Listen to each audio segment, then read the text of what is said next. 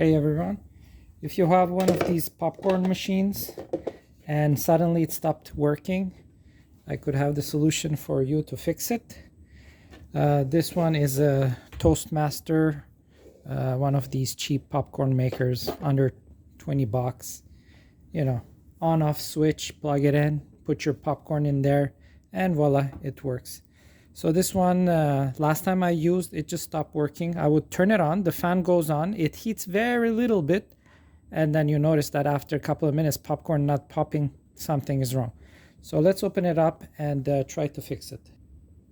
So to open it up, all you need is a Phillips screwdriver, and there will be 2 Phillips screws right over here. So those are easy to remove. Now there is 3 other screws that are a bit more difficult. 2 under here where the lip is, and 1 in the back. Those ones are not Phillips screws, they're these screws there, which is a triangular. So if you have that, grab it. If not, another solution is I have a flathead which has a very small end here, so that one fitted pretty well, and by forcing it I was able to remove it. So a flathead should be able to do it, but you can try other screwdrivers. So once you open that up, you can remove this whole unit out. To remove it, first you need to unplug the sleeve here. So you can take some pliers and then pry it with a flathead screwdriver, and then you'll have space to pull your cable out. And the other thing is the switch, which was from the outside. What I did, I just pulled it out over here, and then I loosened these connectors here, and after that you can plug it back in when it's outside to try your machine. But always make sure your machine is unplugged while you're doing any sorts of electrical repair. And that's my disclaimer to you guys, is to always be safe. You don't want to get a shock.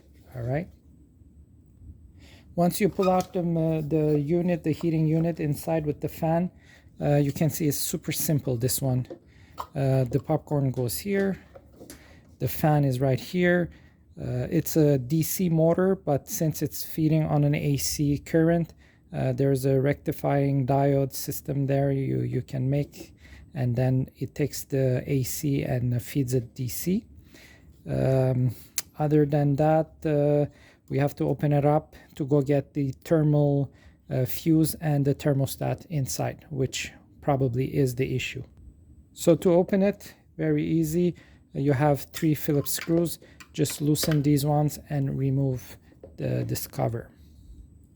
Okay, next thing, it's a good idea to wear a mask because the heating element could be composed of asbestos.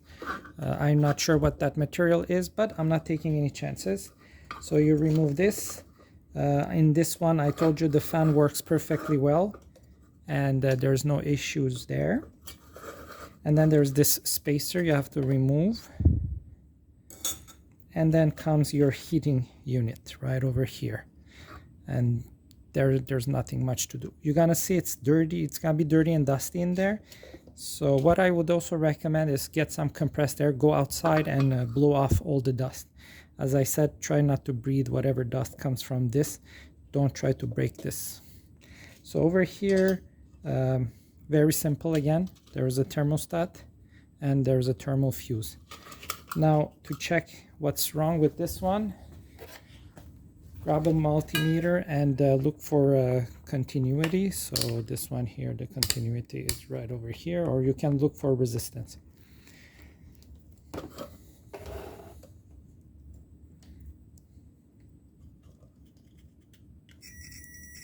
So I'm testing here the thermal fuse and it seems to be fine. Otherwise you would have to replace that.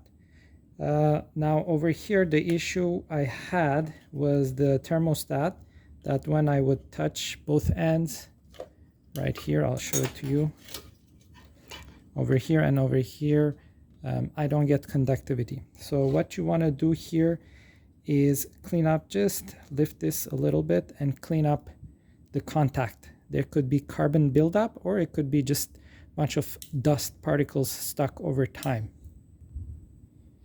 What I will do is I'm going to take a sandpaper, 180 grit, and a finer. You don't want something too rough. And then go in there, go in between, like open up the thermostat here, and then sand it this way, and then sand it this way gently. You don't have to go rough over it. And then test your conductivity again. And then if it's clean, that means it's ready to be used. All right, so clean up the thermostat, and then we'll test again.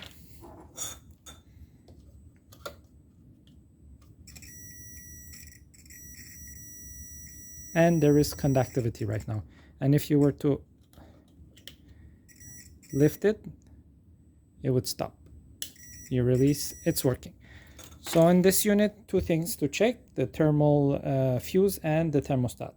Now that the thermostat is cleaned up, we're going to reassemble the unit and then put it at work.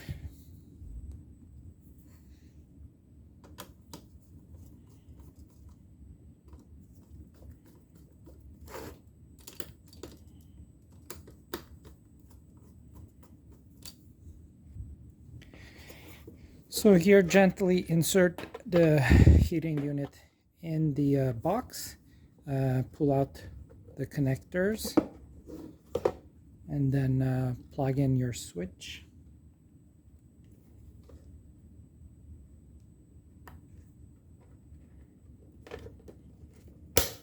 There you go. And then finally, you have to put the sleeve here before assembling the unit. Also, if you want to do before putting the sleeve there, you might want to align the heating unit's holes with the bottom holes so that you can put your Phillips screws in. Be very patient when you're trying to align this. It is a bit difficult, but it has to be well centered, and then you can just get it there and then start putting these other screws in there. So it's been assembled, and then I'll plug it in.